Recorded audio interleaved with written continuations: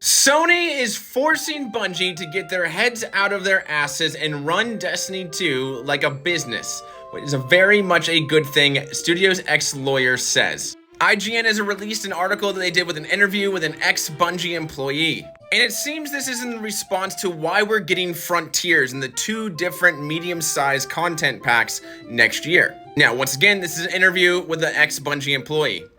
Much though it pains me to say this, it appears that Sony's inflicting some discipline on my former colleagues and may have forced them to fix the things that were wrong with their game. To be clear, I'm not talking about the layoffs, I'm talking about forcing them to get their heads out of their asses and focus on things like implementing a method of new player acquisition, not just doing fan service for the fans in the Bungie C-suite. And running the game like a business. Good, I still have friends in that environment and I'd like them to keep their jobs. This is the future I thought the company should embrace after the Sony acquisition. A studio, not an independent company. But there were a lot of egos for whom it was important to pretend that nothing would change.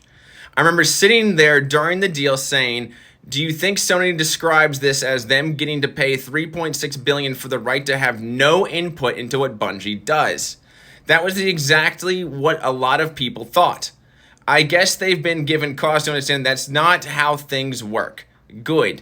The changes described in this article, Frontiers, are the things you do to run a franchise, not to keep making the game you and your friends have mastered. So we'll see how next year goes, but it seems like whatever is going to happen with Frontiers is more business-like and to help new player acquisition than we've seen in the past.